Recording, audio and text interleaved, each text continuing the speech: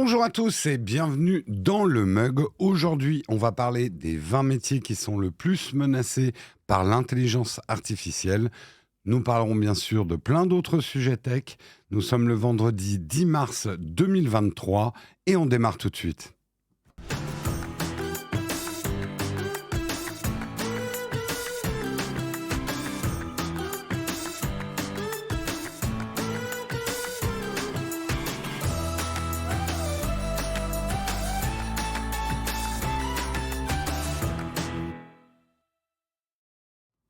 Bonjour à tous, j'espère que vous allez bien. Retour dans l'ancien décor. Eh oui, eh oui, eh oui. Pour ceux qui ont suivi un petit peu nos épopées, nous sommes de retour pendant 2-3 mois dans l'ancien décor. Le temps que le studio de live soit réparé, parce qu'il va y avoir des gros travaux suite à une inondation. Voilà. Désolé, je suis un petit peu en retard ce matin. J'ai réglé les caméras. Tout n'est pas encore parfait. Mais au moins, je devrais avoir l'autofocus. Oui.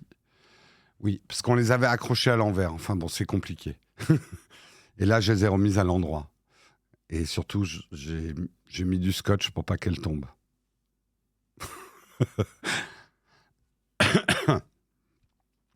Oui, oui, c'est des assurances qui prennent en charge, mais elles se bougent pas trop le cul, les assurances, pour l'instant. Mais bon.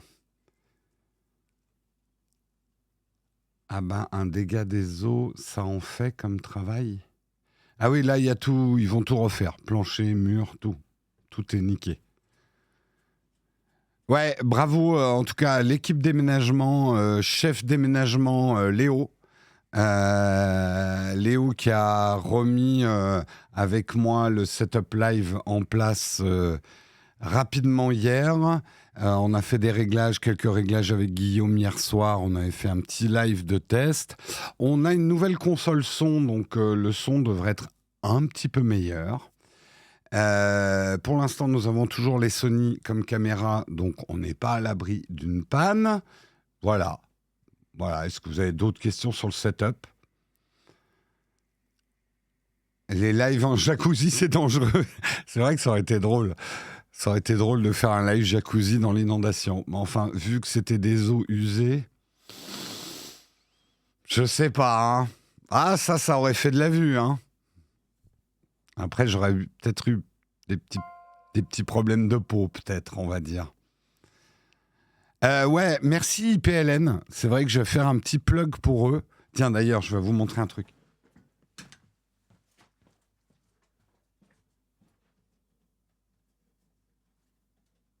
Hop, je reviens. Je suis de retour. Tiens, puis on va mettre la caméra 2. Ah, elle est un peu basse, la caméra 2. Merci IPLN, parce qu'ils nous ont envoyé effectivement la nouvelle Rodecaster. Enfin, on a acheté la nouvelle Rodecaster Pro 2, parce qu'on a eu un problème. La mixette n'a pas aimé notre ancienne mixette n'a pas aimé le déménagement. Elle ne marchait pas hier. Ils nous ont envoyé en toute urgence. Et si vous commandez chez IPLN avec le code créateur Nowtech, d'abord, vous nous aidez, ce qui est quand même pas mal, et vous recevrez cette petite carte avec une photo, une signature de remerciement. Donc, si vous commandez votre matériel audiovisuel chez IPLN, vous aurez ces petites cartes de remerciement des créateurs. Voilà, merci, merci, merci. Et donc, une petite carte dédicacée. Voilà. Donc, commandez votre matériel photo chez IPLN. Il y a... Alors, je crois qu'il y a un lien, mais en fait, il suffit que tu rentres le code créateur Nowtech et c'est bon. Voilà. Lien d'affiliation IPLN, merci Grolb. Mais si jamais vous ratez le lien d'affiliation, pensez juste à mettre notre code créateur avant de commander. Ah ouais, non, ne commandez pas sans notre code créateur. Hein. Bof, bof, bof, annule ta commande. Recommence.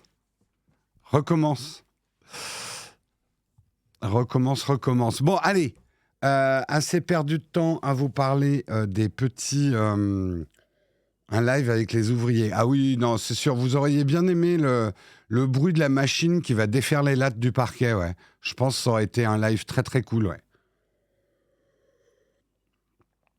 J'avais mis le code créateur. Bah c'est bon alors, bof, bof, bof. C'est bon, c'est bon. Tout est bon. Sinon, oui, si vous avez raté notre code créateur, IPLN, ils sont cool. Vous leur dites, ouais, on a commandé, on a oublié de mettre le code créateur, ouin, ouin, ouin. Et ils mettront le code créateur. Voilà. Sur ce, on va regarder... Ouf. J'ai bien rétabli le sens des caméras, Guillaume. Ça n'a pas fait un... Putain, j'ai travaillé en speed là ce matin. Mais toutes les caméras sont dans le bon sens et ne font pas des tourbillons. De quoi on va parler ce matin? On va commencer effectivement avec les menaces de l'intelligence artificielle, les 20 métiers qui risquent le plus d'être remplacés. Nous parlerons ensuite... Alors, il risque d'y avoir des articles que Guillaume a déjà fait parce que je ne l'ai pas écouté hier. Mais c'est pas grave, vous aurez mon avis sur les mêmes articles que Guillaume. Voilà. Je sais pas si tu as parlé de Spotify hier, mais moi je vais en parler aujourd'hui avec les nouvelles fonctionnalités. Un article des Inrecuptibles. Le premier article est un article de jeux vidéothèque. On va parler également de Apple qui lance son application dédiée à la musique classique. Et je vais vous interpréter un solo de violon. C'est un mensonge, je suis un influmenteur. Voilà, c'est fait. Nous parlerons également de la croissance de Bing, qui fait Bing, qui fait bang même. Bing fait bang, puisqu'elle explose grâce à ChatGPT. Une vraie réussite, en tout cas pour Microsoft, qui remet, ça, qui aurait pu le croire, Bing presque à la mode. Bing Bang Boom, on parlera toujours d'intelligence artificielle au cœur des projets de Discord. Discord que vous connaissez bien, c'est un article de Siècle Digital. J'ai oublié de citer que l'article d'avant, c'est Presse Citron et l'article sur Apple, ça sera Numérama. Nous aurons également un autre article de Numérama sur Sony qui vrille complètement en croyant que Microsoft sortira des jeux Call of Duty buggés. Guillaume, je le sais, il est anti-rachat Microsoft. Moi, je ferai l'avocat du diable. Voilà, je ferai l'avocat du diable ou la fée Clochette. Si vous suivez le rendez-vous tech, vous savez ce que je veux dire. Et comme Guillaume hier, je vous ferai un petit rappel sur le Speedon qui a démarré aujourd'hui. Rappelez ce que c'est que cet event caritatif organisé par Mister MV. Et c'est probablement vers eux qu'on va faire un raid aujourd'hui, en fin d'émission. Voilà, en tout cas, pour les nouvelles du jour. J'espère qu'elles vous vont. J'en ai pas d'autres. J'essaye de retrouver mes petits, mais ça va pour l'instant.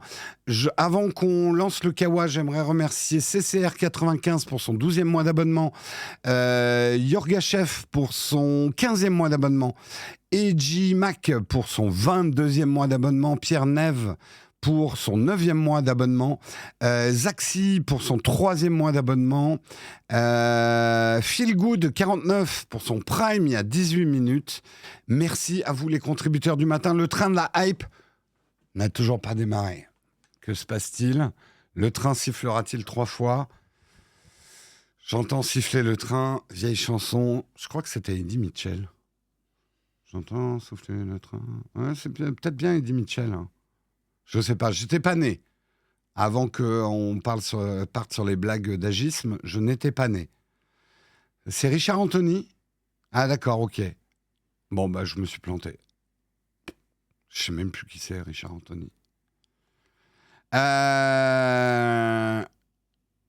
C'est un coussin Twitch en haut à droite, oui, absolument. Voilà, c'est pour dormir avec Twitch. Tout à fait. Flemme d'allumer le PC pour me réabonner Prime. Technisavoir, on t'attend. Vas-y, démarre ton PC, on t'attend. On démarre pas le mug tant que t'as pas allumé ton PC pour un réabonnement Prime. On va attendre, on est patient. Hein, Technisavoir, fallait pas l'ouvrir. Non, on va pas t'attendre. Hein, le train n'attend pas, mais le mug encore moins. On lance le Kawa.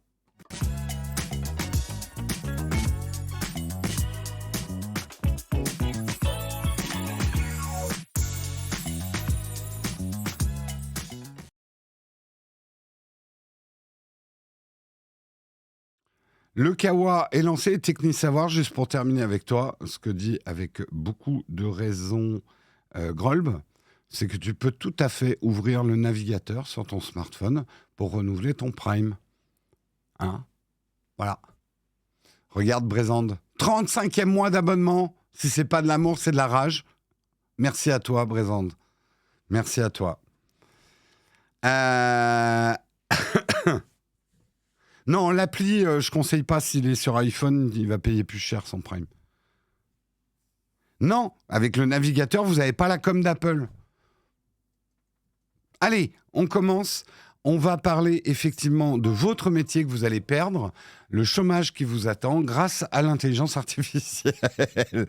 Quoi ? Quels sont les métiers les plus menacés par l'intelligence artificielle ? Article alarmiste s'il n'en faut. L'avancée de l'intelligence artificielle ces derniers mois a conduit nombreux professionnels à se poser la même question. Mon métier est-il en danger ? Votre métier est-il en danger ? Il y a une étude d'ARXV qui est disponible d'ailleurs. Vous voyez, ça ressemble bien à une étude. Hein. C'est chiant comme une étude. Ça a l'air bien chiant comme une étude. Vous voyez, avec des formules mathématiques complètement incompréhensibles. Merde. Du coup, ça a même fermé. Hop, je vous la réouvre. Voilà, je vous donne un peu d'équation là pour réveiller le matin. Super. L'équation qui va vous mettre au chômage. Putain, ça ferait un bon titre, hein, ça, avec une bonne vignette. Cette équation va vous mettre au chômage. Ça fait 12. Avec un long listing, effectivement, de métiers les plus menacés. Alors, c'est vers la fin, le listing. Les métiers les plus menacés, dans un premier temps, en tout cas, par l'intelligence artificielle. Où on apprend, effectivement, on relira la liste peut-être, mais là je continue un petit peu l'article. On apprend que c'est les métiers de professeurs qui sont le plus menacés dans un premier temps. Les métiers de professeurs occupent 14 des 20 postes qui composent le fameux listing. Professeur de langue en littérature, professeur d'histoire, professeur de droit, professeur de philosophie. Pas une seule matière ou presque n'échappe à cette liste. On a aussi les opérateurs de centres d'appel, les téléopérateurs comme on appelle ça. C'est d'ailleurs le poste le plus menacé par l'intelligence artificielle. On retrouve aussi les sociologues, les politologues, les arbitres, les juges, les psychologues, un certain nombre de professions qui, selon l'étude, pourraient être remplacées par l'intelligence artificielle, compte tenu des possibilités de la portée que cette dernière peut avoir. Moi, j'ai presque envie de résumer, c'est tous les métiers de synthèse, où on synthétise de l'information, qui peuvent être menacés. Alors, on rigole pas avec l'emploi des gens, j'ai pris un ton désuet, mais c'est quand même quelque chose de très sérieux. Il faut bien comprendre une chose, ces métiers-là ne vont pas être pulvérisés, ils vont pas disparaître. Simplement, en tout cas, c'est mon avis, il y aura ceux qui savent utiliser l'intelligence artificielle comme support de leur travail, par exemple des professeurs qui savent utiliser l'intelligence artificielle, qui garderont des jobs, et on va dire que c'est tous ceux qui sont un peu médiocres qui risquent de perdre leur emploi. Alors attention, je ne dis pas qu'il ne faut pas les plaindre pour autant, la médiocrité n'est pas, j'emploie le mot médiocre, il est trop connoté, mais on va dire, j'ai bien peur que le nombre de postes soit réduit. On ne va pas exterminer les postes de professeurs. Les professeurs ne vont pas être complètement remplacés par les intelligences artificielles. Mais par contre, il y aura peut-être moins de postes de profs parce qu'avec l'intelligence artificielle, un professeur pourra faire peut-être plus de boulot là où il faut actuellement 10 professeurs. Professeur, c'est peut-être pas le bon exemple parce que c'est un peu plus compliqué, mais effectivement, par exemple, des téléopérateurs, là où il fallait 10 téléopérateurs pour appeler, je ne sais pas, 10 000 personnes, il faudra peut-être un seul téléopérateur qui promptent des intelligences artificielles avec des synthèses vocales pour obtenir le même type de résultat. Alors, les juges, les avocats, les professions de droit, ça peut choquer, mais en fait, un juge sera peut-être capable de traiter beaucoup plus de dossiers en utilisant correctement l'intelligence artificielle comme support de son travail pour faire le travail de synthèse. Il faudra peut-être un juge là où avant il en fallait 10. Alors, la bonne nouvelle, c'est que ça peut peut-être accélérer les procédures de loi.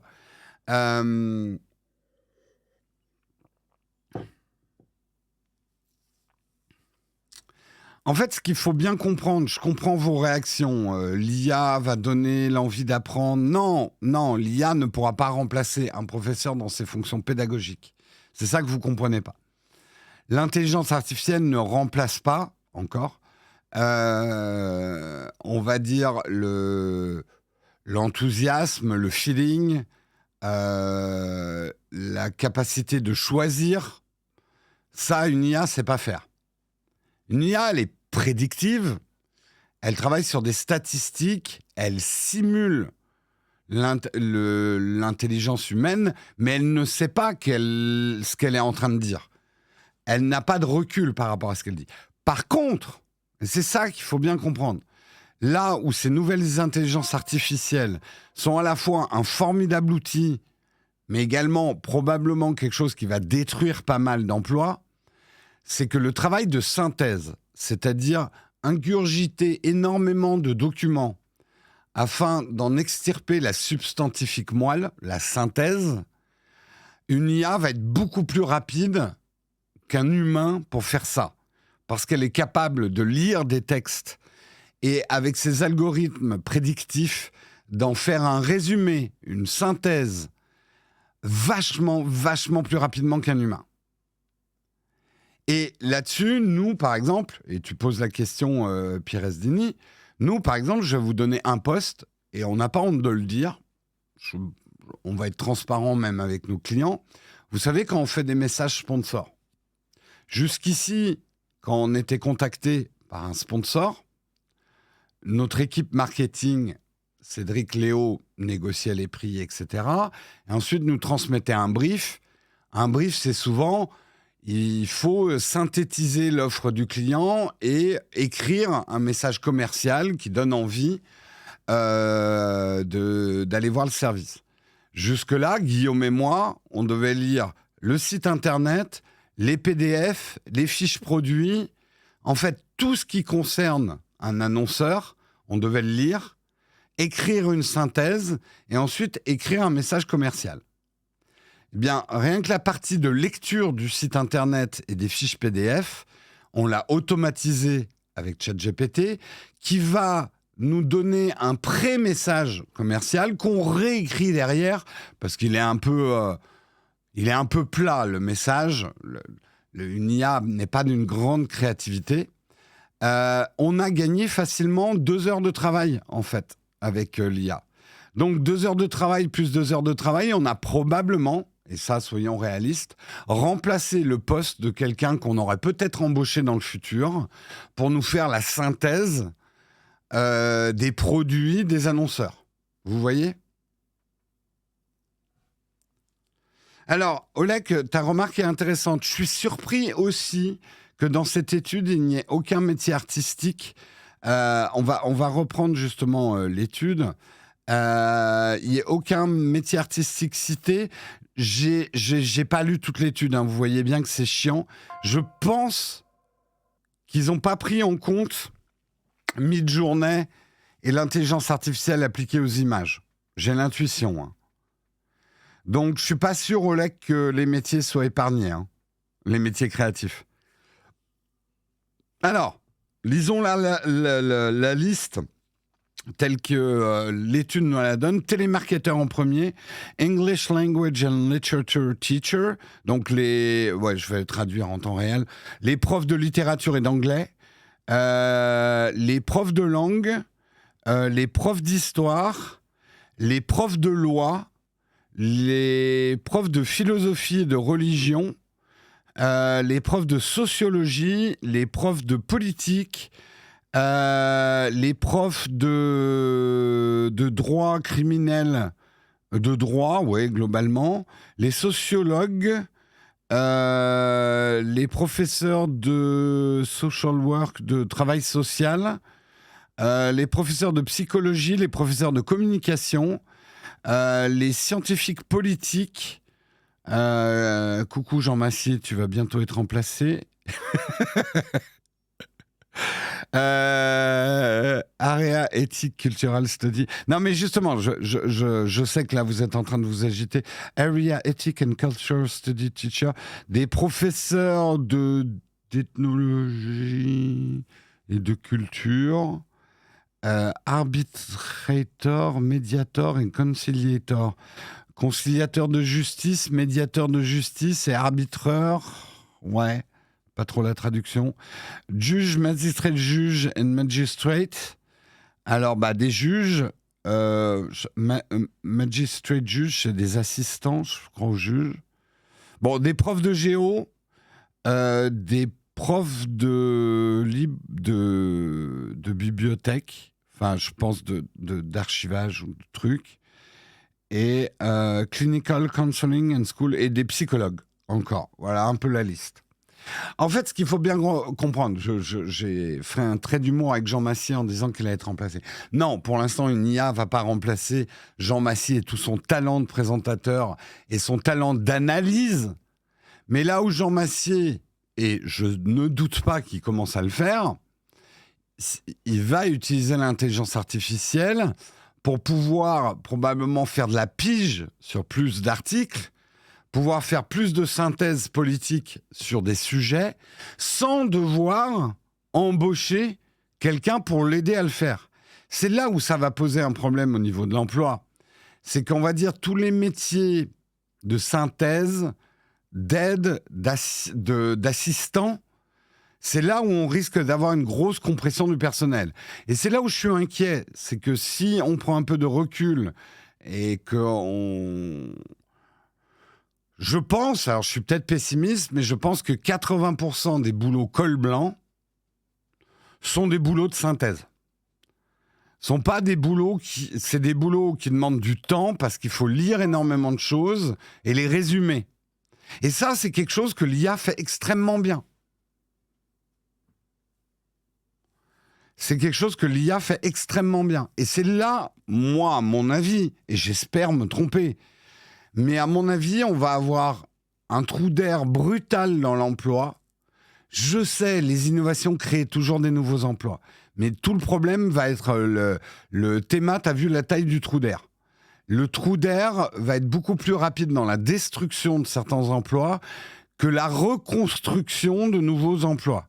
C'est là où on va avoir un problème, à mon avis, dans les 5 à 10 ans à venir, c'est que la destruction va être beaucoup plus rapide que la reconstruction d'emplois.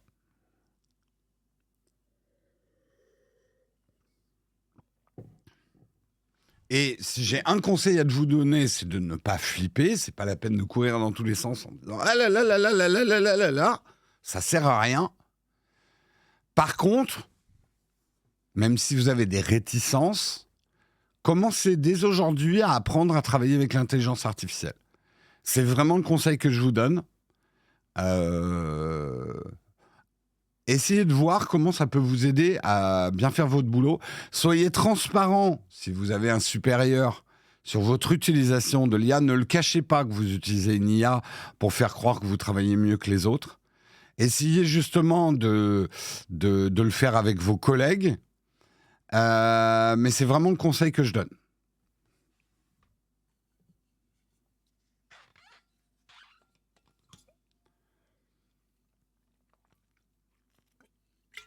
Non, à mon avis, ça va pas se passer dans les 100 ans. Hein. C'est quelque chose qui va se passer dans les 5 à 10 ans à venir.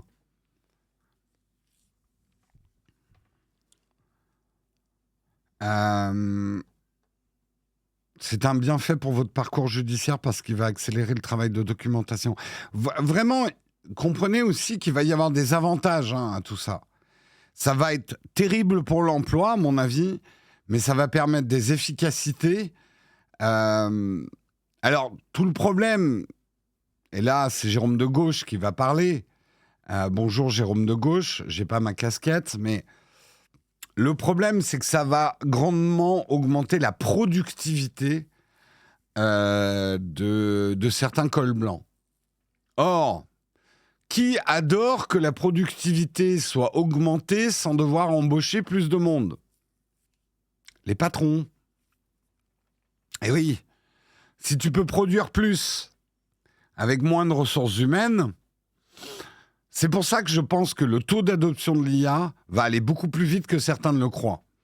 Parce que le calcul, il est vite fait. Et je vais vous le dire, moi, en tant que tout petit patron, vu la faiblesse aujourd'hui de notre business model, si ça peut m'éviter d'embaucher trop vite des gens, si on veut grossir, si ça nous permet d'aller plus loin dans nos enquêtes, de faire des vidéos où on a une meilleure documentation parce qu'on s'aide de l'IA, sans être obligé d'embaucher quelqu'un, ce que je pourrais pas faire parce qu'aujourd'hui on n'a pas de quoi faire un CDI de plus, bah c'est sûr que je vais foncer, quoi.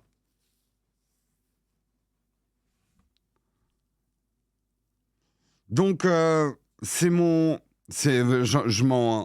je m'en mange les ongles. Voyez, là, le Jérôme de gauche a pris la parole et tout de suite, le Jérôme de droite a fait « Bah, trop cool, on va pouvoir faire plus avec moins de gens à payer. » C'est quand même cool.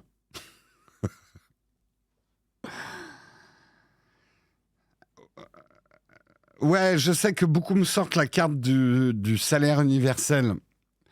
Il y a un gros problème dans le salaire universel, à mon avis, mais je veux pas partir dans le débat. C'est qu'en fait, il manque une pièce dans votre équation sur le salaire universel. Comment on va le financer?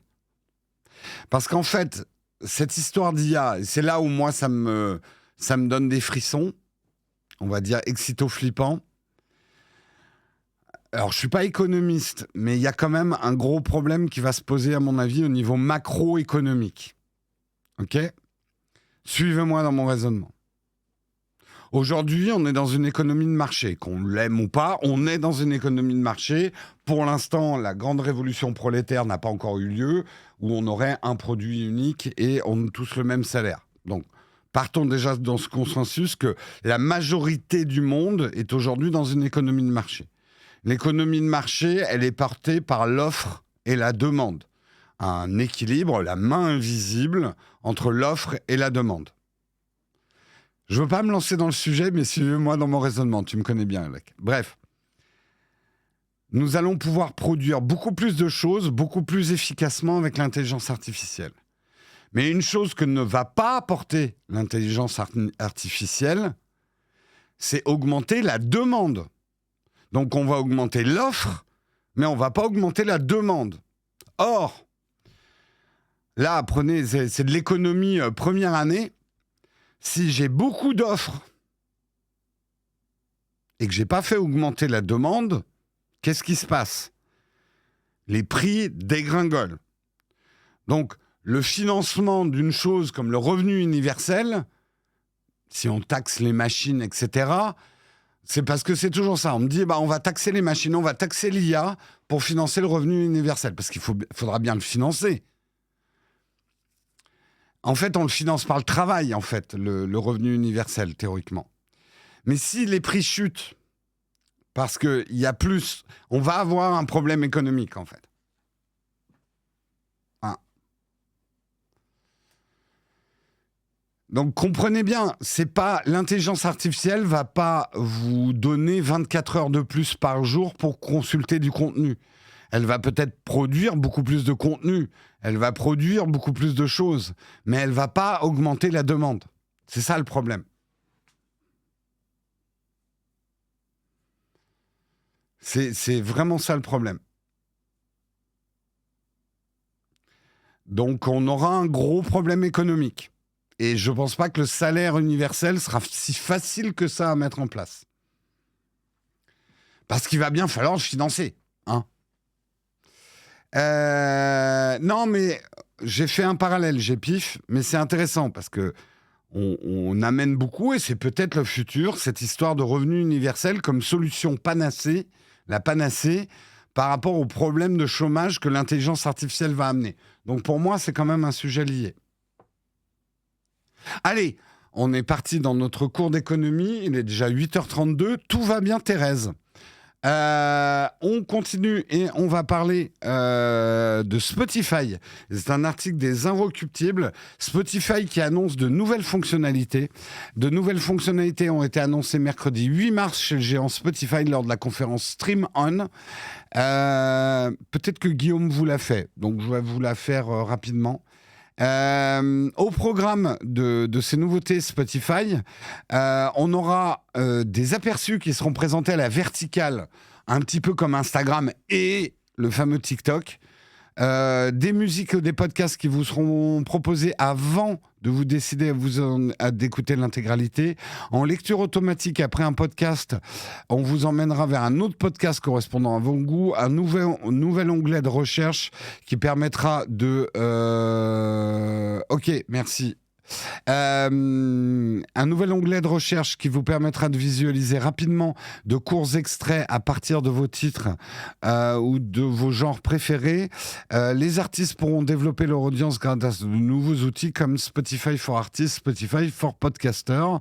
Spotify compte plus de 10 millions de créateurs et plus d'un demi-milliard d'auditeurs dans 184 pays et marchés.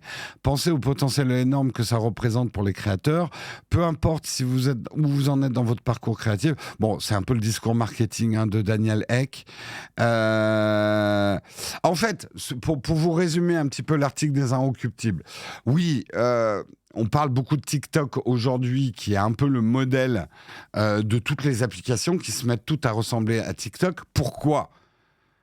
TikTok a prouvé une efficacité redoutable jusqu'à en faire saigner du nez toute une génération de leur algorithme de recommandation.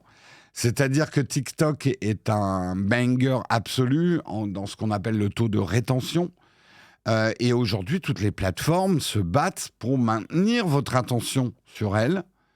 Donc, jusqu'à ce qu'on légifère sur peut-être les limites à imposer à ces applications qui vont optimiser leur efficacité jusqu'à augmenter leur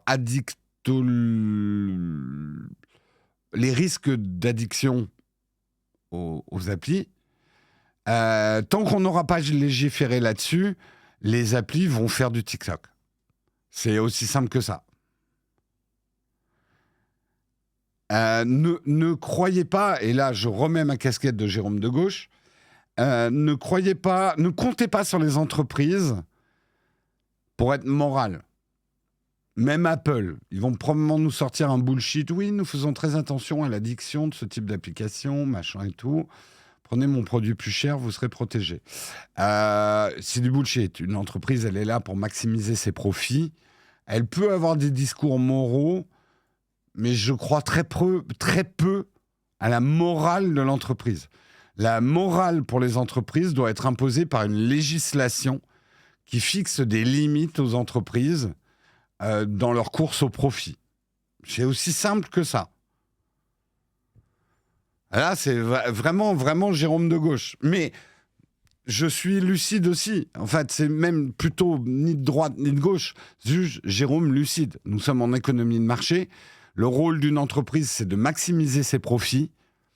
Les gens qui croient que les entreprises vont faire de la morale, à mon avis, font preuve d'une certaine naïveté. La morale des entreprises ne viendra que par des textes de loi qu'on impose aux entreprises. Donc, on peut se gausser tant qu'on veut du greenwashing et tout ça. Moi, je me fais pas d'illusions, en fait, sur une capacité d'entreprise à avoir un code moral, quoi.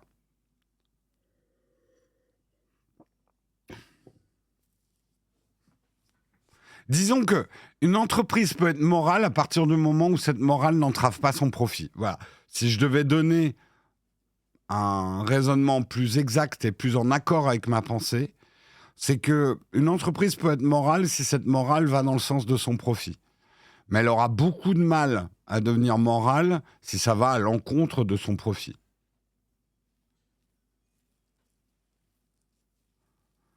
Et Jérôme de droite reprend la parole.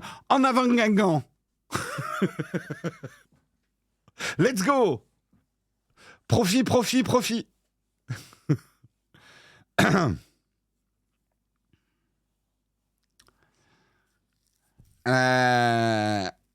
Qu'est-ce qu'il dit, Bastille?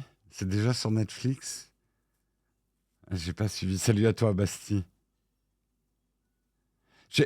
Désolé, j'ai pas salué tout le monde parce que là, comme on a changé de setup, le chat est plus aux mêmes endroits que d'habitude. Je suis un peu perdu. Jérôme de droite a un accent du Sud, ouais, il faut le savoir. Même les associations morales, cool, si elles n'ont pas de subvention. Attention, ne confondez pas association et entreprise. Erreur numéro 1. Une entreprise est basée sur le profit et la maximisation des profits. Et moi, je ne pense pas que ça soit une mauvaise chose, Jérôme de droite.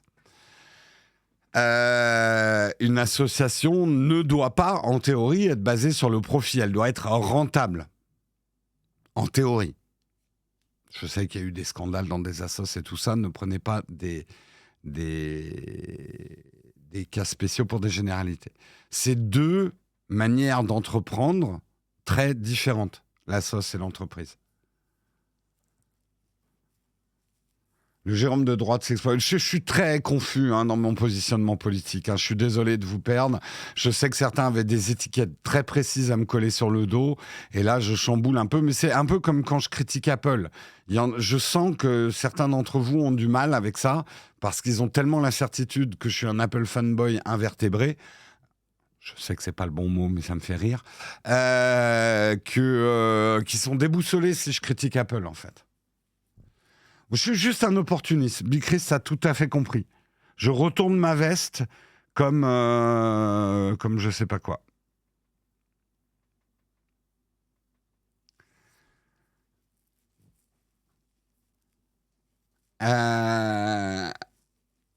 S'il y a une chose dont vous pouvez être sûr,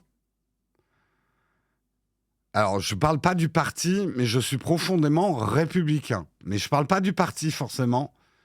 Mais je suis républicain, donc tout parti politique qui, pour moi, va à l'encontre de la République, et je n'en dirai pas plus, qui, à mon avis, va à l'encontre de la République, ils n'auront jamais ma voix, jamais mon vote.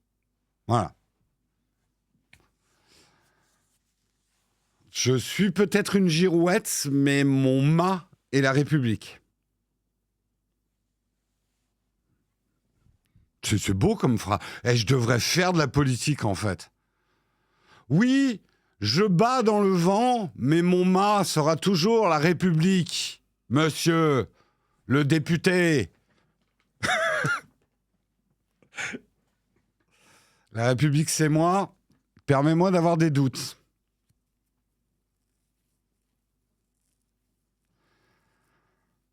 Ah non, il y a plein de partis qui se disent républicains, mais pour moi, ils ne sont pas républicains.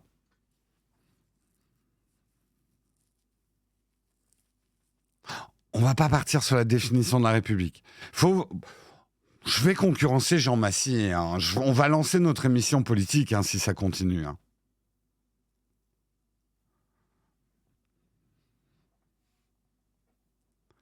T'as trop écouté Jean Massy récemment. Jean Massy me déteint dessus. Je suis un Jean Massy en plus petit avec des bretelles.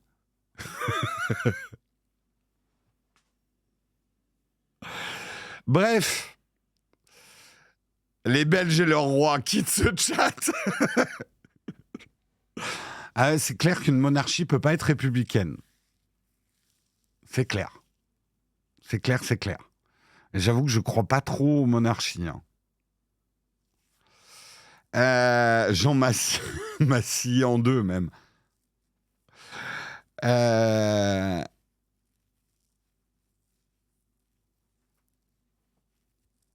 Qu'est-ce que c'est? Tout dépend.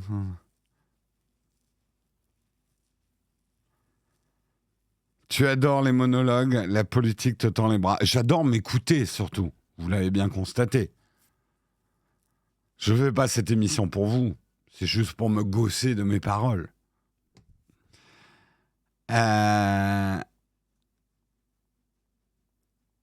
Débat Jean Massier versus Samuel Etienne versus Jérôme Kenborg, sortez le popcorn. Aïe, aïe, aïe. Aïe, aïe, aïe. Le micro de folie. Le son est vraiment meilleur, là, aujourd'hui. Allez, je passe à l'article suivant. Je suis complètement dissipé aujourd'hui. On va jamais terminer ce mug. Si on parlait un petit peu de musique classique. Je préfère ce son. Ouais, non, mais je pense qu'on a des bien... Enfin, il y a des bien meilleurs préamps et des compresseurs avec la Rodecaster Pro 2 par rapport à la mixette qu'on avait avant. On va parler effectivement de musique classique. Apple lance enfin son application dédiée à la musique classique et je suis super content de ça. Ah, les vieux, ça aime la musique classique. J'ai toujours aimé la musique classique et c'est pas une histoire de vieux. Apple va offrir un écrin à la hauteur de la musique classique, un genre plébiscité par les puristes de l'audio. Dans un communiqué envoyé par la presse le 9 mars, Apple a officialisé le lancement d'une nouvelle application dédiée, Apple Music Classical, qui sera disponible à partir du 28 mars. Vous pouvez déjà la télécharger, elle est disponible dans l'App Store, mais on n'a pas accès. Sachez que si vous avez déjà un abonnement Apple Music, ça fonctionnera sur Apple Music Classical. Le catalogue, donc Apple Music Classical, est inclus sans coût supplémentaire dans les différentes formules proposées. Par contre, vous ne pourrez pas vous y abonner par un abonnement dédié. En gros, vous n'aurez pas un abonnement uniquement Classical moins cher. C'est un abonnement classique, en fait, à Apple Music. L'application réunira plus de 5 millions de morceaux avec des milliers d'albums exclusifs. On pourra explorer la bibliothèque selon plusieurs critères, compositeurs, œuvres, chefs d'orchestre et même par numéro de catalogue. En termes de restitution, Apple met en avant la compatibilité de certains morceaux avec la technologie d'audio spatial. Et c'est vrai que l'audio spatial pour la musique classique, ça peut être super. Moi, j'adore. Qui offre un rendu plus immersif, surtout quand on écoute un concerto, un concert, de pouvoir placer les instruments de manière spatiale. C'est assez agréable, moi, je trouve. Ou encore avec la qualité audio maximale jusqu'à 192 kHz, 24 bits high-res lossless, à condition que les appareils de lecture, bien sûr, soient compatibles avec ces normes. Apple Music Classical proposera plus de 700 playlists conçues par des humains et non pas par des algorithmes basés sur vos habitudes d'écoute. Certaines permettront aux néophytes de découvrir les indispensables, quand d'autres mettront en avant des trésors cachés.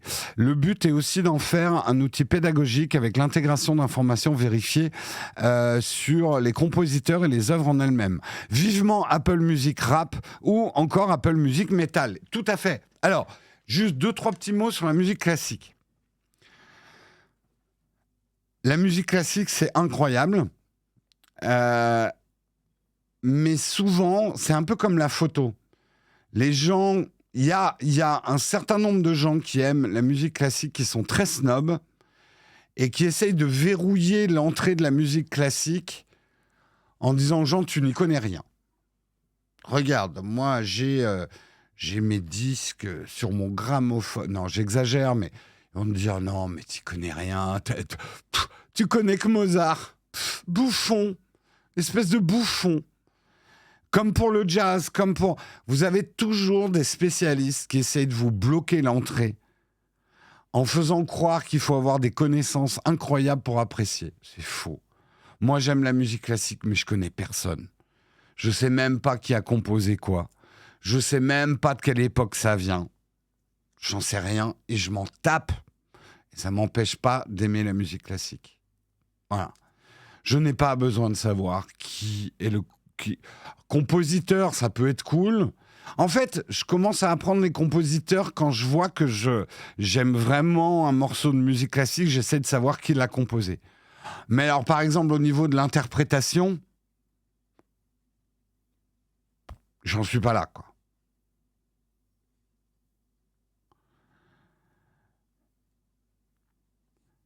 Les Beatles, c'est de la musique classique vu que c'est vieux. C'est un vrai débat hyper intéressant, Freeze Lover. Qu'est-ce qui est de la musique classique, qu'est-ce qui n'en est pas? Tu sais, c'est comme tout style de musique. Il y a toujours quelque chose de poreux à la frontière. Globalement, la musique classique, ça ne veut pas dire un truc vieux. Il y a de la musique classique qui est composée de nos jours. Il y a des musiques de films qui sortent aujourd'hui, c'est de la musique classique. Musique classique ne veut pas dire vieille musique. Non, on ne peut pas définir la musique classique par l'orchestre philharmonique non plus. Parce que tu as la musique de chambre, enfin, puis tu as des solos. Enfin, je ne sais pas comment on peut définir musique classique, en fait. Est-ce qu'il faut forcément un orchestre pour être de la musique classique ? C'est une question d'accord, nous disent certains.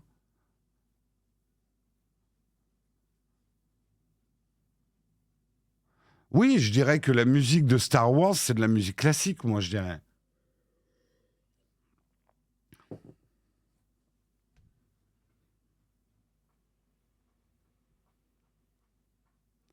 Déjà, c'est avec des instruments acoustiques. Ouais, mais alors à ce moment-là, Vangelis, oui, on peut pas dire que c'est de la musique classique parce que les instruments sont électroniques. Mais si on met un peu d'instruments électroniques avec des instruments acoustiques, c'est plus du classique. Voilà, les débats sur la musique, qu'est-ce qui est du rap, qu'est-ce qui est pas du rap, qu'est-ce qui est du métal, qu'est-ce qui est pas du métal, c'est pour eux. C'est ça, je dis, on s'en fout en fait. Après, je suis d'accord. Là, justement, comme on est en train de parler d'une appli qui va agréger, il faut avoir une définition du classique, ouais.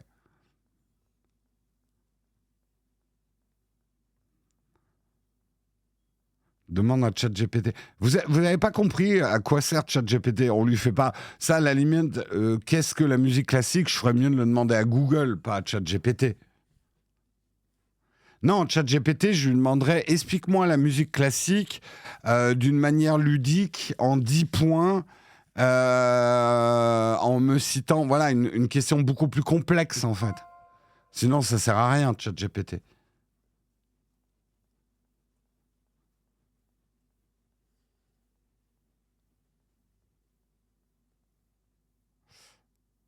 Ah, le Dolby Atmos sera dispo chez Sonos le 28 mars. Bah, ça tombe bien.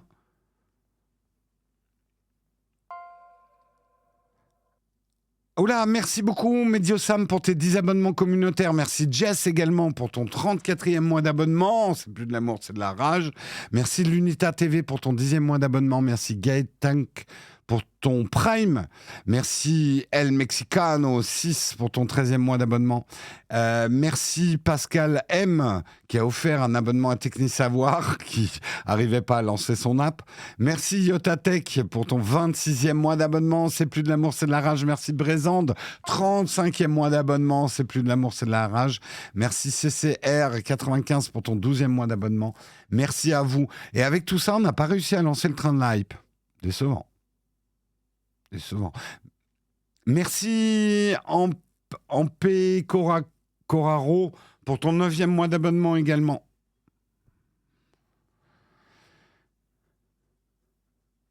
Est-ce que le mug sera fini ce soir à 18h pour savoir si j'accepte l'invitation au resto ? Pas sûr, hein, Bicris. Le train de l'hype vient de démarrer. Non, il est en approche. Merci Pagus, qui a débloqué le train pour son 15e mois d'abonnement. Merci. Il arrive, retard SNCF classique. C'est à cause des grèves. Il y a encore des grèves aujourd'hui ? Bref, allez. En tout cas, c'est cool. Musique classique, Apple. Let's go.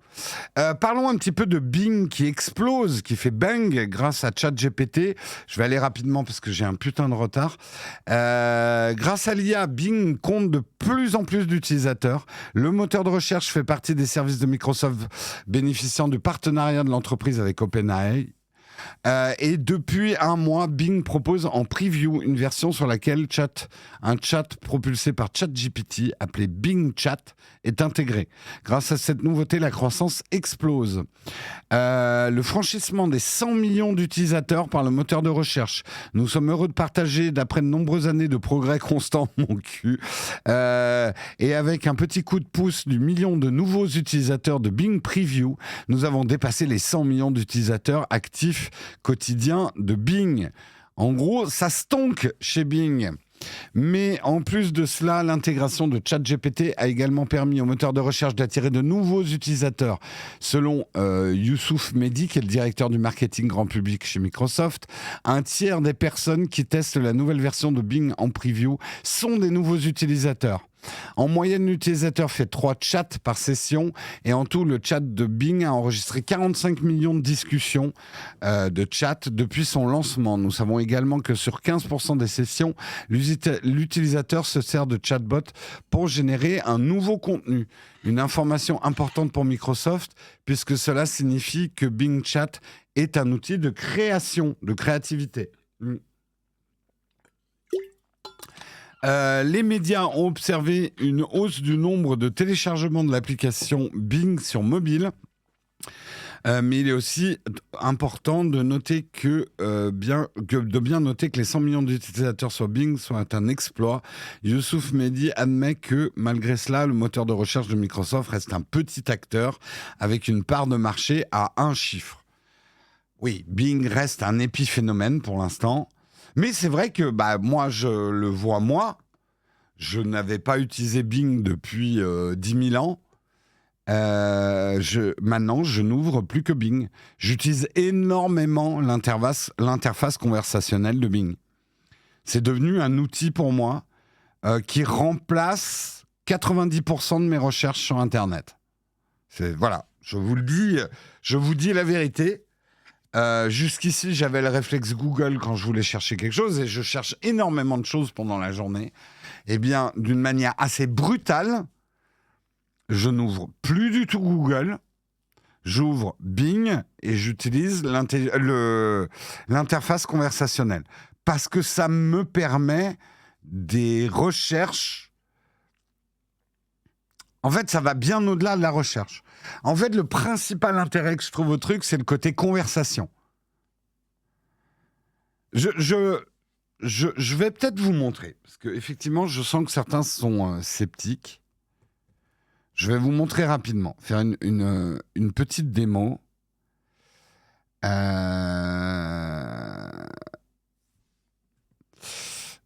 vais vous faire ce que j'ai fait ce week-end, par exemple.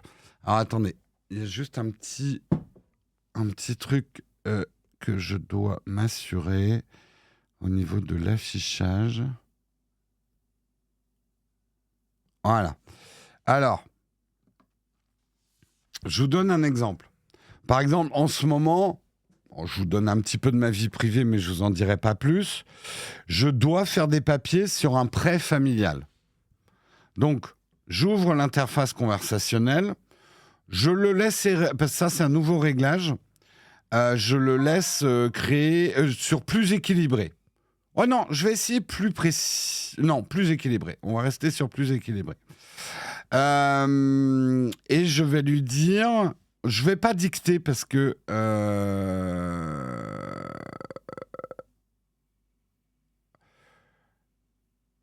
est-ce que la dictée là va marcher? Je sais pas.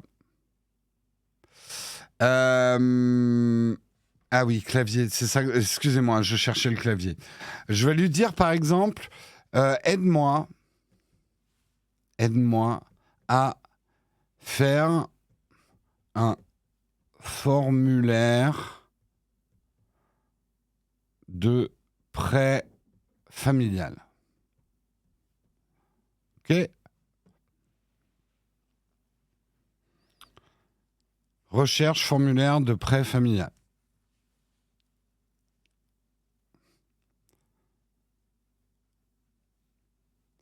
Voyez les types de réponses qu'il est en train de me faire. Ah non, vous voyez pas parce que c'est affiché trop bas.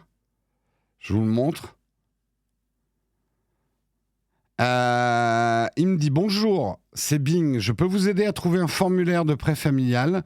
Selon le site servicepublic.fr, vous devez déclarer un contrat de prêt aux impôts si la somme prêtée est supérieure à 5 000 €. Vous pouvez utiliser le formulaire numéro 2062 pour faire cette déclaration. Vous pouvez aussi utiliser un modèle de reconnaissance de dette entre particuliers pour formaliser le prêt. Quel est le montant du prêt que vous souhaitez faire ? Imaginons, je veux prêter 5 000 €. Non, 10 000 €. Montant du prêt, 10 000 euros. Je peux continuer la conversation avec lui. Il sait ce que j'ai dit avant, en fait. C'est ça qui est hyper intéressant. Vous voyez, je commence... Si j'étais sur Google, je chercherais formulaire de prêt familial. Après, je dirais formulaire de prêt familial pour 10 000 euros. Là, vous voyez, il affine effectivement ma réponse par rapport à un prêt familial de 10 000 euros. Et par exemple, je peux lui dire, combien je vais payer d'impôts sur un prêt familial de 10 000 euros. Alors, combien d'impôts sur un prêt, sur ce prêt, non, justement, sur ce prêt, on va voir ce qu'il me dit, sur ce prêt. Donc, il reste dans la contextualisation, vous voyez ?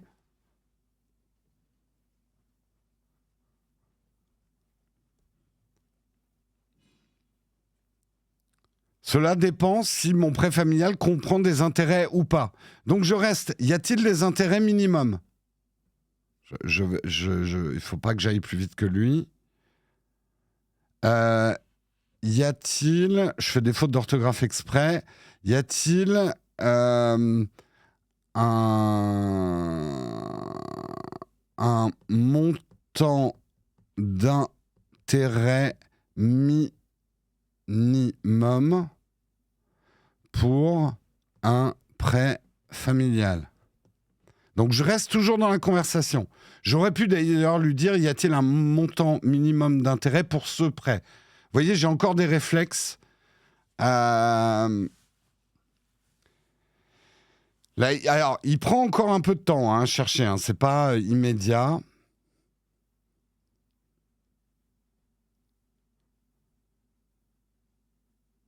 Alors là, je suis un peu déçu de sa réponse. En fait, il a été meilleur ce week-end. On sent Il m'a donné en fait un taux d'intérêt minimum légal qui est calculé chaque année. Là, il me l'a pas donné directement. Ce week-end, il me l'avait donné directement. Voilà. Je vous ai vraiment donné un exemple vraiment très concret d'utilisation administrative Et vous voyez, par rapport à un moteur de recherche, je suis allé extrêmement vite et je suis resté dans la même conversation. C'est ça qui est hyper intéressant en fait. Alors, vous allez me dire, mais est-ce qu'il te ment ? Puisqu'on dit les IA mentent. J'ai quand même fait vérifier les choses après par ma notaire pour être sûr que tous les documents que j'ai rédigés étaient légaux et que tout elle m'a dit nickel, rien, c'est bon. Au niveau de l'administratif, il ment pas, on va dire. Non, justement, alors, je suis prudent quand même sur des documents administratifs. J'ai fait après valider par une notaire. Mais du coup, alors c'est terrible à dire pour ma notaire, mais j'ai pas eu à la payer pour faire un certain nombre de documents.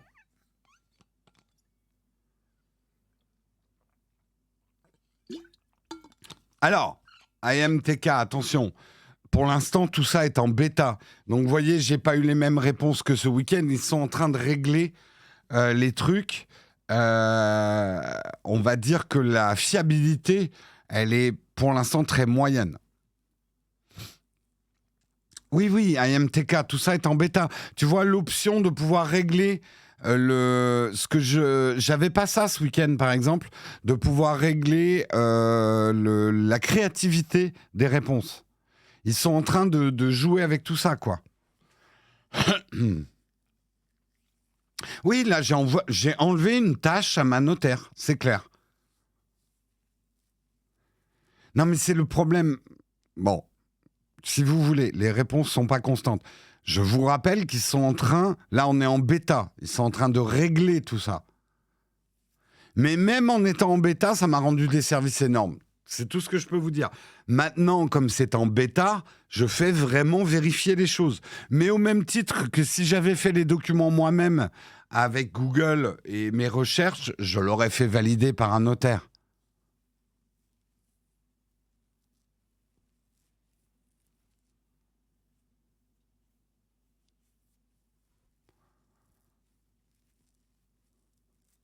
Bad buzz, Jérôme détruit de l'emploi. Exactement. Jérôme met sa notaire au chômage.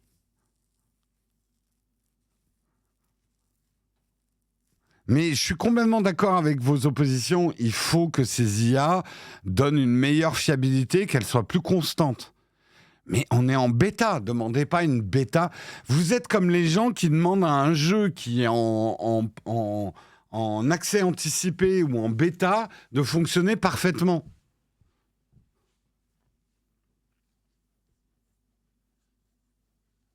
Donc, mais après, c'est très bien d'être sceptique et d'être réservé sur les choses. Mais je pense que vous êtes un peu lapidaire en disant ça marche pas maintenant, ça marchera pas dans le futur.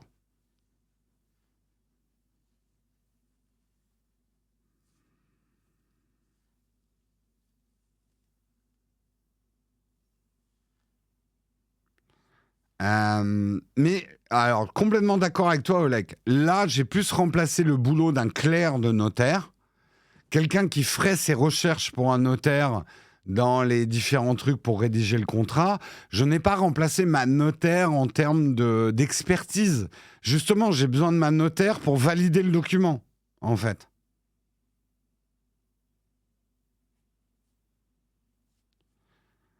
Mais je comprends aussi que tout ça soit difficile encore aujourd'hui. Moi, je commence à peine à arriver à comprendre les implications de tout ça. Et encore, je me plante sur plein de trucs. Hein.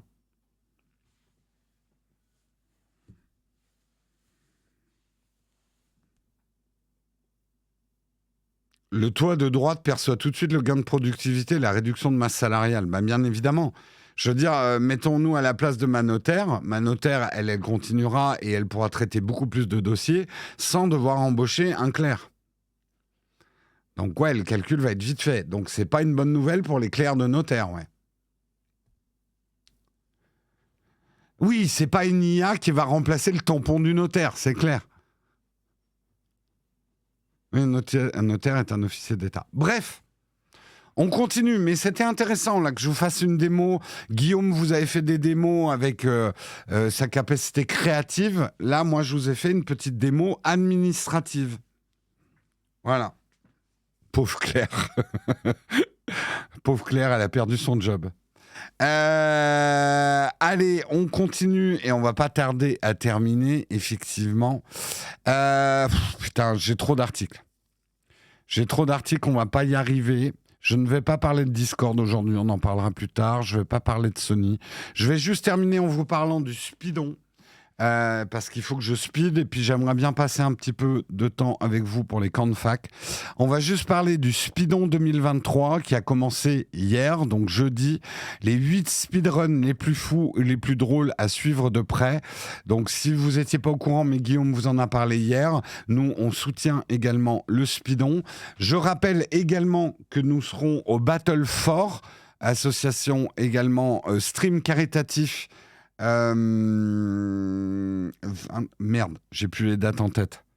21, 22, 23, je crois. Avril. Merci. Oui, il suffit de mettre Battle for. 21, 22, 23 avril à partir de 18h. Guillaume et moi et le reste de l'équipe qui viendra faire des coucous, nous serons au Battle for tout le week-end pour soutien aux handicaps visibles et invisibles. Le Speedon, eux, cette année, parce qu'on va parler d'eux, c'est Médecins du Monde. L'année dernière, l'édition a récolté plus de 800 000 € pour l'ONG et compte faire encore mieux. Donc peut-être le million cette année. Speedon est un marathon Twitch caritatif centré sur le speedrun. Le speedrun, c'est une discipline d'e-sport qui consiste à finir les jeux vidéo le plus rapidement possible en répondant parfois à des contraintes diverses et parfois complètement farfelues. Mister MV était venu nous l'expliquer il y a quelques temps, donc vous pourrez aller voir la vidéo de Mister MV pour vous expliquer le speedrun. Devant un public fourni pendant 72 heures, une quarantaine de speedrunners vont s'enchaîner pour finir le plus rapidement possible des jeux vidéo, aussi classiques qu'insolites. L'événement est déjà prometteur comme pour les éditions précédentes, avec de gros noms à l'affiche qui viendront nous démontrer leur capacité de speedrun en direct, exercice plutôt difficile. Les casteurs bien connus de Twitch comme Zerator, Antoine Daniel, Damdam, Lenk et bien d'autres seront là pour appeler aux dons pour Médecins du Monde. Il sera également possible d'acheter des t-shirts de l'édition dont les bénéfices iront directement à l'ONG. Enfin, des interviews avec Médecins du Monde sont prévues chaque jour pour mettre en avant leurs actions tout au long du terrain et ce à quoi servent les dons. Tout ça est diffusé sur la chaîne Twitch de Mister MV.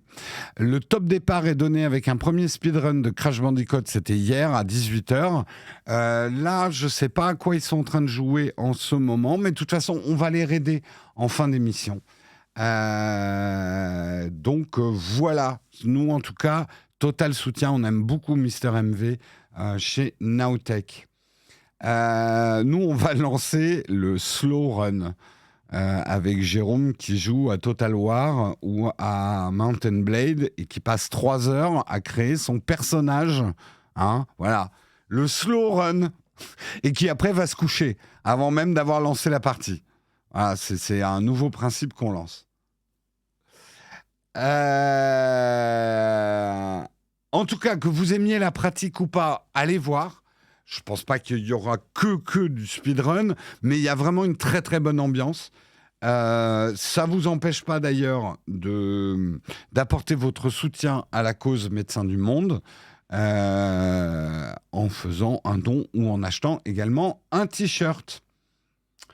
Voilà. En tout cas, bonne chance à Mister MV et Comparse pour le speedon aujourd'hui. Moi, j'ai une question pour le speedon. Tous les dons versés directement. Oui, tout part à la sauce. Amazon ne prend pas de commission, oui. Enfin, de ce que je sais, c'est que pour des trucs caritatifs comme ça, Amazon ne prend pas ça comme Twitch, quoi. Oui, j'en suis quasi sûr. De toute façon, ça serait extrêmement maladroit de leur part. Voilà. Je vous propose, sans transition, que nous passions au Cornfac, en vous rappelant qu'en dehors du speedon, vous pouvez également apporter votre contribution à la chaîne pour soutenir notre action, nos vidéos, notre présence. Si vous la jugez utile, si on vous a été utile à un moment de votre vie pour un achat, pour une réflexion, pour une vision, si on vous a fait, on a trigger le vous de droite, on a trigger le vous de gauche, que vous avez passé une bonne matinée, que vous avez appris quelque chose, eh bien, vous pouvez devenir contributeur pour nous aider à continuer, pour qu'également ce média ne se repose pas exclusivement sur la publicité, parce qu'on ne vous le cache pas non plus, 80%, 90% de notre chiffre d'affaires se fait par la publicité, mais les contributeurs nous permettent justement de temps en temps de pouvoir dire non à la publicité, non à un annonceur, grâce aux piliers que sont les contributeurs. Et c'est à ça que ça sert, en fait. Ça nous donne un petit peu plus de liberté que si les contributeurs n'existaient pas. C'est pour ça que je continue à dire que même si la part dans le chiffre d'affaires n'est pas si importante que ça, des contributeurs, c'est un pilier fondamental de notre ligne éditoriale. Voilà. Donc, vous pouvez devenir contributeur par des primes, par des subs, par des Patreons, par des YouTube members, et ça vous donnera accès à tout un tas de privilèges, comme avoir votre propre espace dans notre Discord, votre propre live privatif tous les jeudis soirs à 18h, l'accès également au vide-grenier, où on revend du matériel d'occasion à très bon prix. Donc, voilà toutes les bonnes raisons de devenir contributeur. Oui, ça maintient notre motivation, également, Camille, bien évidemment. Bien évidemment. Après, on travaille que pour l'argent, bien évidemment. On a vraiment choisi le métier le plus rentable du monde, hein. Putain, il n'y a que moi qui le prends. Mon banquier n'est pas du tout d'accord avec mon métier. Sur ce, je vous propose que nous passions au camp de fac, sans transition.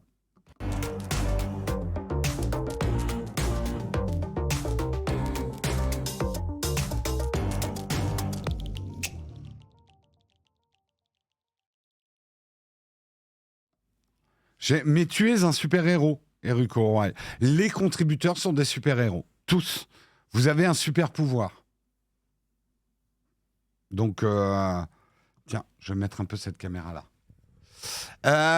C'est le moment où vous pouvez me poser des questions. Avant que vous m'en fassiez la remarque, oui, je vais chez le coiffeur aujourd'hui. J'en ai vraiment besoin. On a le même banquier. Question sur un Battle Force, c'est en public. Oui, si je dis pas de bêtises. Alors, pour l'instant, c'est un peu Guillaume, le spécialiste du Battle Force. Moi, j'ai pas du tout le temps de m'en occuper. Donc, vaut mieux poser des questions. Et la semaine prochaine, vous allez avoir plein d'opportunités, puisque Guillaume va faire pas mal de mugs la semaine prochaine, puisque moi, je suis pas là la plupart du temps. Je serai là lundi, mais c'est tout la semaine prochaine. Merci Steph Lestat pour ton 28e mois d'abonnement. Merci Collector Mixte pour ton 2e mois d'abonnement. Merci Sido pour ton 26e mois d'abonnement. Merci Eric O'Rourke pour ton 35e mois d'abonnement. C'est plus de l'amour, c'est de la rage. Sido aussi, c'est plus de l'amour, c'est de la rage. Et Steph Lestat aussi, c'est plus de l'amour, c'est de la rage. Merci. Oh putain, merde. Ah, le scroll dans Windows, mais je le tuerais, quoi. Pardon, excusez-moi, c'est sorti tout seul. Alpine Fresh, merci. 24e mois d'abonnement, c'est plus de l'amour, c'est de la rage. Merci Gilet pour ton 11e mois d'abonnement. Merci Bartou56. 24e mois d'abonnement, c'est plus de l'amour, c'est de la rage. Merci Léod 69 pour ton 20e mois d'abonnement. Merci Pagus pour ton 15e mois d'abonnement.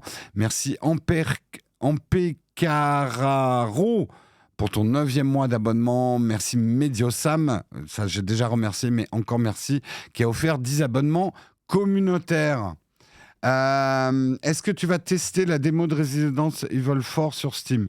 Non, a priori, j'ai jamais joué à un Resident Evil, donc a priori non. Est-ce qu'il y aura des speeders Baldur's Gate 2? Ah ça, je sais pas. T'en as envie ou t'en as besoin? J'ai vraiment besoin d'aller chez le coiffeur, Cyrniote, là, pour le coup. Hein. J'ai jamais envie d'aller chez le coiffeur, mais j'en ai vraiment besoin. Quel pouvoir tu me donnerais? Le pouvoir de la contribution, c'est juste le plus beau pouvoir du monde. En tout cas, tu m'as souvent apporté une solution en tant que contributeur et je l'ai renvoyé en achetant chez IPLN. Un grand merci, Pierre-Rich. J'espère que tu as utilisé notre code créateur chez IPLN, qu'on remercie encore aujourd'hui parce que c'est grâce à eux qu'on a un chouette son. Ce matin, ils nous ont envoyé vraiment dépannage. On l'a acheté, hein, mais ils se sont démenés pour qu'on l'ait dès aujourd'hui, la Procaster que vous entendez, notre mixette. Et je voulais quand même faire un petit zoom sur IPLN. Si vous commandez avec notre code créateur, vous recevrez cette petite carte de remerciement IPLN avec notre photo dessus. Les disques durs externes à conseiller pour bosser sur des vidéos avec un Mac M1. Alors, alors pour le lien affilié, il suffit que tu tapes point d'exclamation Amazon et tu trouveras notre lien affilié général Amazon. Je crois qu'il y a même une autre commande. Mais juste pour pouvoir monter sur un disque dur externe, voilà, lien d'affiliation Amazon. Tu cliques là-dessus et tout ce que tu achèteras chez Amazon sera affilié pendant 24 heures. C'est magique. C'est notre lien magique Amazon. Pour revenir au disque dur, pour faire du montage, alors, si tu as de l'argent, prends des disques qui font du Thunderbolt 3 ou du Thunderbolt 4. Moi, c'est ce que je conseille. Mais ça coûte un peu cher. Mais là, tu auras des vrais bons disques de montage. Mais tu peux monter sur un disque dur qui fait de l'USB 3. Mais voilà, il te faut un SSD rapide. Moi, j'aime bien les petits Samsung, les petits SSD Samsung rapides, là. Ils sont bien.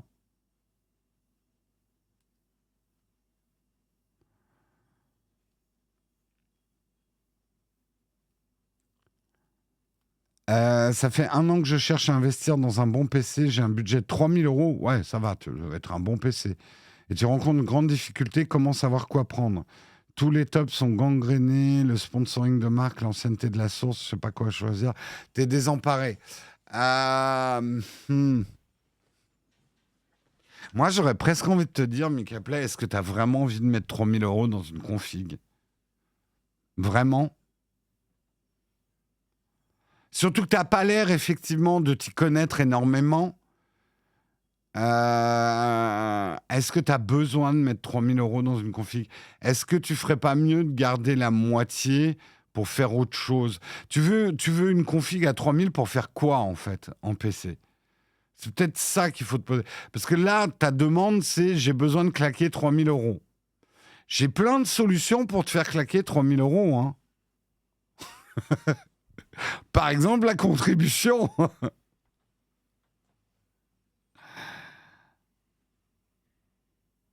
Ouais, déjà en 2 000 €, t'as un truc monstrueux. Hein.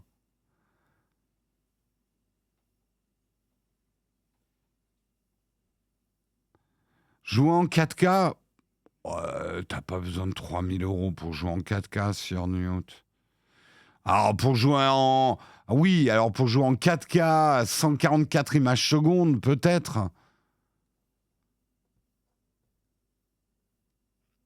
Alors, d'accord, t'es pas gamer, t'es développeur web, mais t'aimerais qu'il envoie... Ah, ok, ben voilà. Il faut vraiment que tu donnes le contexte. Tu voudrais 3 écrans. Tu veux vraiment un PC ou tu veux partir sur du Mac? Jet Drive de Transcend sont top en stockage. Attention, ils ne demandaient pas un disque de stockage extranat. Attention de ne pas donner des mauvais conseils. Je ne connais pas les Jet Drive, mais est-ce qu'ils sont suffisamment rapides pour faire du montage dessus? Un disque de montage, il ne faut pas du tout les mêmes caractéristiques qu'un disque de stockage, en fait. T'es plus PC. Après, moi, je m'y connais pas suffisamment en PC pour te dire tel ou tel truc. Je sais pas s'il y a une marque de PC plus fiable qu'une autre. Honnêtement, je vais pas vraiment pouvoir t'aider, quoi. Après, tu peux demander spécifiquement sur le Discord. Samuel est quelqu'un qui a à peu près 30 écrans connectés sur son PC, ou 32. Non, c'est un spécialiste du multi-écran. Tu peux demander des conseils hein, sur notre Discord. Ce que je veux dire, c'est que les gens sur notre Discord s'y connaissent bien mieux en PC que moi, quoi.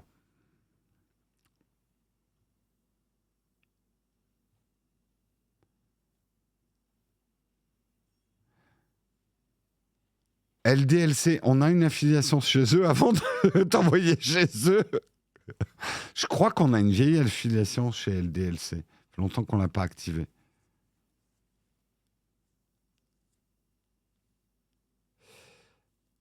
Et ça serait intéressant, Camille, de voir si Bing peut nous aider.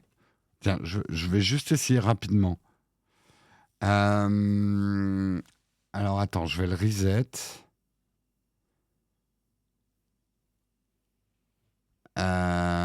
Merde, comment? Il est plus... Ah si, reset, c'est le balai.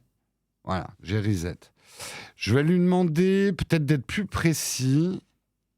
Je vais vous afficher la recherche en même temps. On va voir. Là, honnêtement, j'ai jamais essayé. Peux-tu m'aider? Je vais essayer en vocal.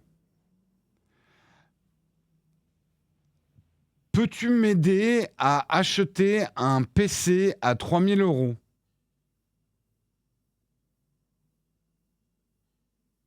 On va voir ce qu'il répond.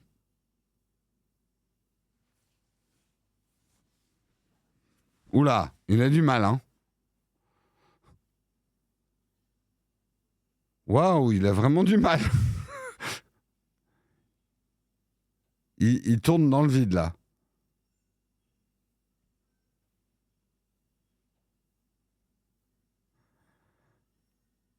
Il a foiré. Attendez. Je vais le refaire. Je pense que c'est le chat vocal qui déconne. Peux-tu m'aider? Merde, peux-tu m'aider à faire une configuration PC à 3000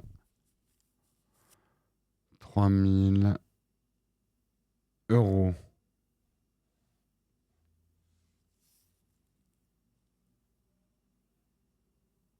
Ah, ça bug. Mais j'ai pas ça. Attendez, j'enlève l'affichage. Actualiser. Bon, hop. Je recommence.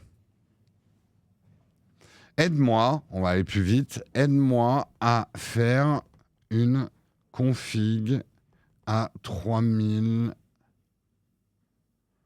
euros. Une config PC, peut-être qu'il faut que je précise. Configuration. Je sais pas comment il est en commercial en fait. C'est-à-dire, est-ce qu'il va nous recommander? On va voir. Hop, je le réaffiche. Une configuration PC à 3000 euros. Recherche configuration PC 3000 euros.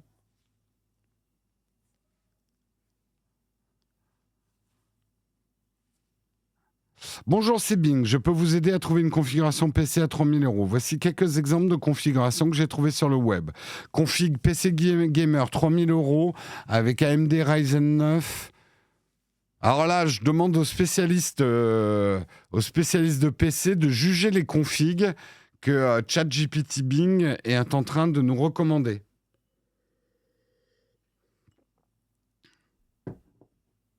Je veux juste... Alors, on va affiner. Je veux juste un PC polyvalent et performant. On affine.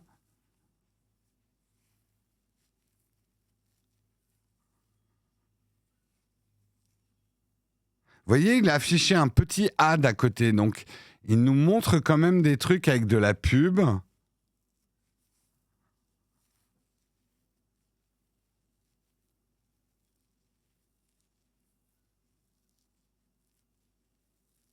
Oui, je suis d'accord, Argonaute. J'aurais pu orienter, j'aurais pu lui dire « Bonjour ChatGPT, je suis développeur ».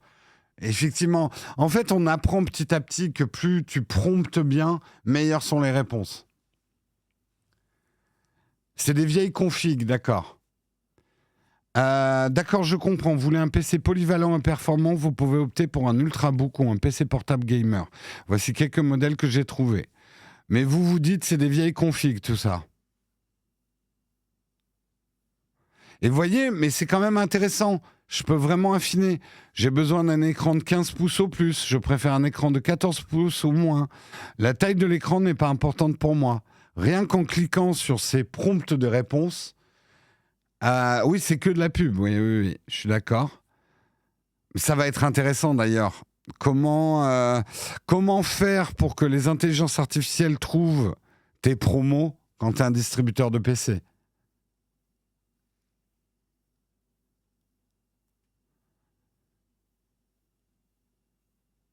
Là, c'est pas la peine de lui. Enfin, a priori, alors, donne-moi des configs plus récentes, des configurations plus récentes de 2023. Mais normalement, le chat GPT, là, il est plugué sur le web. Hein. On n'a plus les problèmes de l'ancien chat GPT qui se terminait en 2021. On va voir ce qu'il me dit. Alors, vous allez me dire si c'est des vieilles configs quand même. Il me dit un PC gamer 2000 euros avec Ryzen 5 7600X ou Radeon RX 7900 XT ou GeForce RTX 3080, un PC d'entrée de gamme avec Ryzen. Voilà. C'est des configs récentes, ça, ou c'est encore du vieux, ça? C'est encore pire. Ok.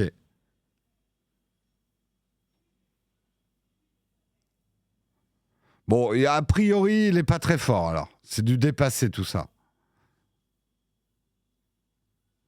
Ouais, donc il n'est pas très bon sur de la recherche de config PC.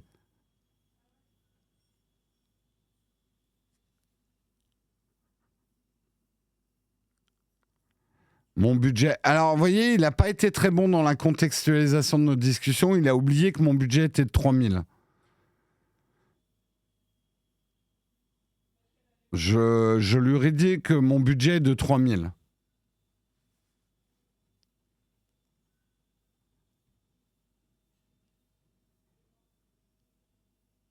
Il faut que je lui dise en tant qu'expert PC. D'accord. Putain, il a planté.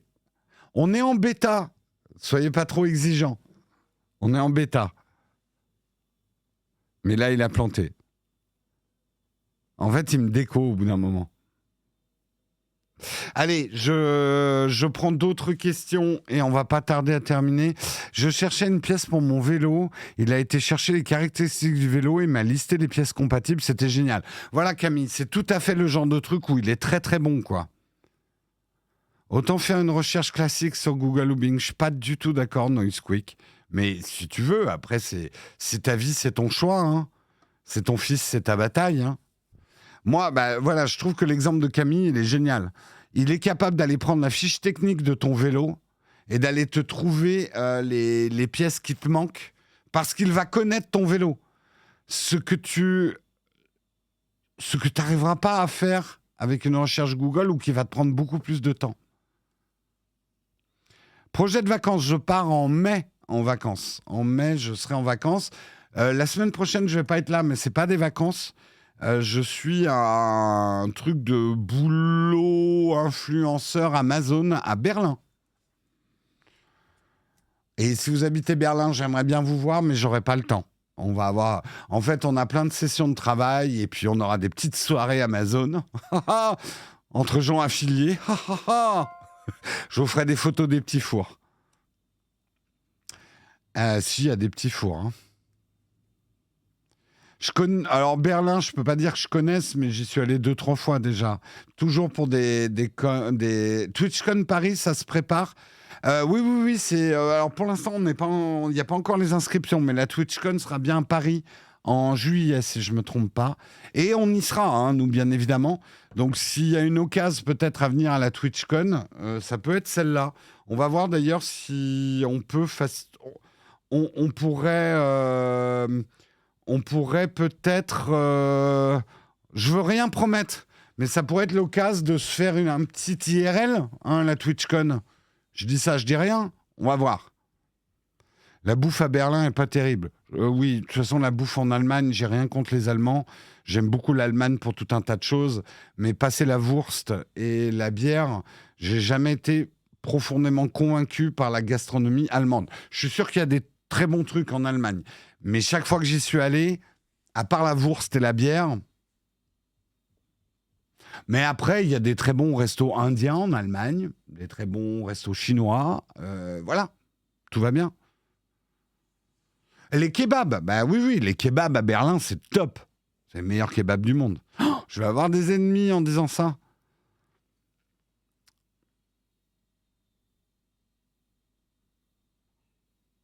Berlin, oui, j'adore comme ville. L'ambiance, elle est géniale. Alors, c'est pas... Il y aura Pedro Pascal. T'imagines?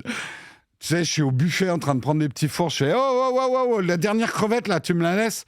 Et le mec fait I am Pedro Pascal. J'en ai rien à foutre. C'est la dernière crevette, monsieur. C'est pas parce que monsieur joue avec des champignons là dans Last of Us qu'il va me prendre la dernière crevette. Non, mais tu te prends pour qui là, Pedro? Voilà. Et il va me faire This is the way. Et là, je vais m'aplatir. Je vais faire prenez la dernière crevette. Prenez la dernière crevette.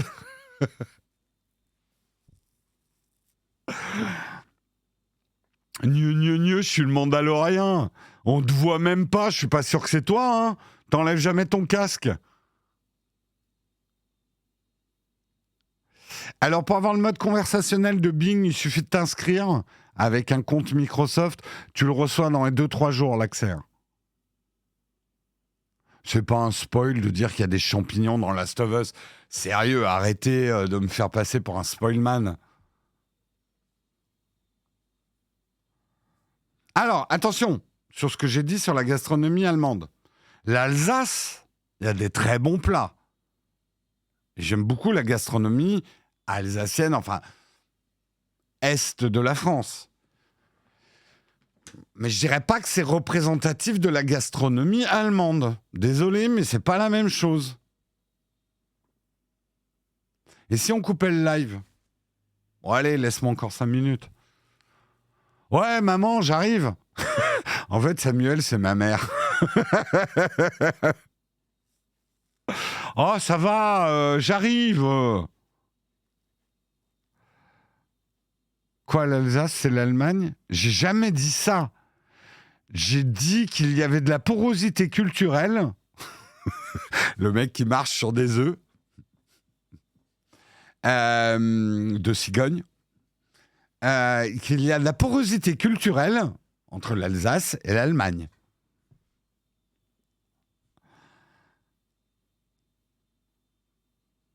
Drama, les Alsaciens partent en guerre contre Nautek. Je n'ai jamais dit que les Alsaciens étaient allemands. Et on s'est battu pour ça. Mais quand même, je pense que les Alsaciens en sont fiers quand même. Qu'il y ait de la porosité avec les cultures allemandes. C'est chouette la culture allemande. Attends, il y a des trucs vachement bien.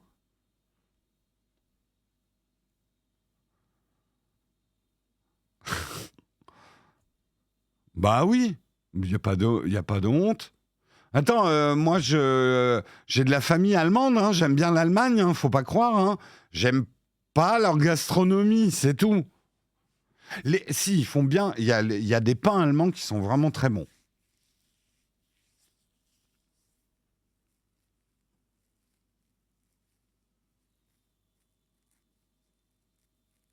Toute une partie de ma famille est allemande. Moi, mes ancêtres viennent d'Allemagne, hein, a priori. Hein. En fait, mon nom de famille, ça serait une faute d'orthographe en allemand. Je suis une faute d'orthographe. De toute façon, on vit dans une saucisse, donc on vit tous en Allemagne.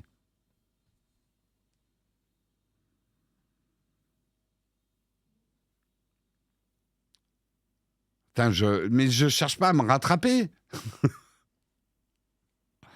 Oui, on peut dire qu'en Allemagne, ils sont meilleurs à faire des voitures qu'à faire des plats. Voilà.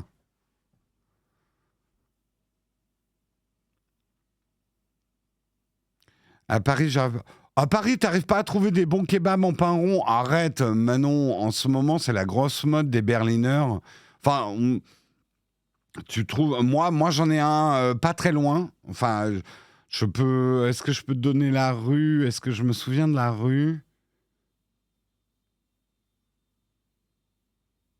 Non, je me souviens pas de la rue. C'est pas très loin de la rue du Poteau dans le 18e. Il y a un Berliner. Les pains, t'as des pains ronds.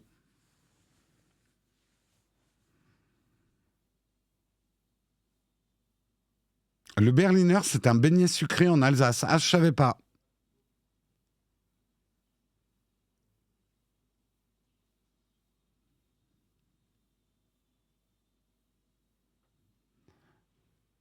Euh, Ah, on te donne une adresse, le Guémuse, 61 rue Ramet, dans le 18e à Paris. Peut-être celui-là, je sais. Ah oui, oui, si celui-là, je crois qu'il est très très bon. J'y suis jamais allé, mais je crois qu'il est très très bon. Ah oui, par contre, oui, ils sont chers, les kebabs Berlin à Paris. C'est le kebab bobo, hein.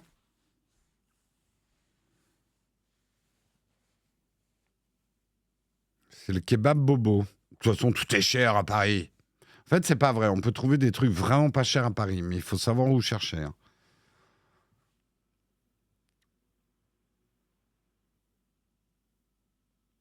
À Lyon, les kebabs à 9 euros, c'est donc ça le multivers. Tu devrais demander à Dina et son fameux kebab à 3 euros. Ou 4 euros, je sais plus. Gastro comprise.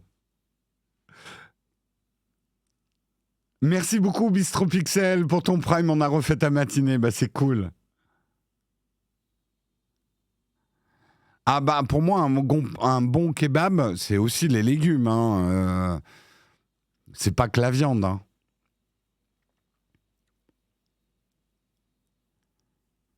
Une pizza à 1 euro à Pigalle. Je sais pas si je tenterai. Pigalle, c'est vraiment pas. Oh, quoi qu'il y a des très bons restos dans le coin, mais c'est tellement touristique, Pigalle, que c'est pas là où je prendrais à manger, en fait.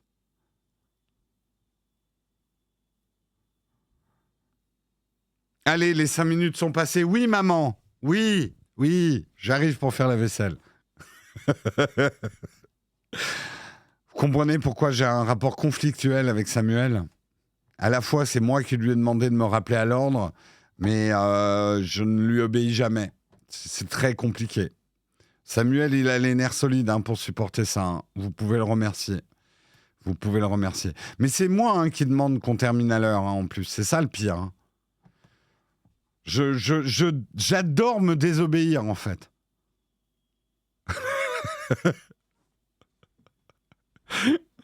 J'adore ça. Sur ce, écoutez, je vous remercie d'avoir suivi ce live. Retour dans le vieux décor pendant 2-3 mois. A priori, on va rester dans ce décor jusqu'à la pause de l'été. Je vous rappelle que le mug, il n'y aura pas de mug en juillet-août. Ça nous fait beaucoup de bien de nous mettre un peu en pause. Je vous rappelle qu'on est quand même là tous les jours de la semaine. Donc 2 mois pour se revitaliser le live. Ça ne veut pas dire qu'il n'y aura pas de live cet été, mais il n'y aura pas le live systématique tous les matins à la même heure. Mais je pense qu'on va rester dans ce décor, effectivement, jusqu'à la pause. On est en 12 FPS. Ah, vous avez un problème de... Intéressant que tu le dises, Bobo le maladroit. Non, j'ai pas l'impression. Moi, j'ai pas d'indication de framerate bas. Le débit est bon. Le vieux décor n'est-il pas meilleur? Je peux te dire que le nouveau décor me manque et surtout l'espace, parce que là, c'est très resserré, là, ici. Le nouveau décor, on a dû le démonter parce qu'il y a 2-3 mois de travaux dans le lieu où est construit le décor, puisqu'il y a une inondation et on doit refaire le plancher et les murs.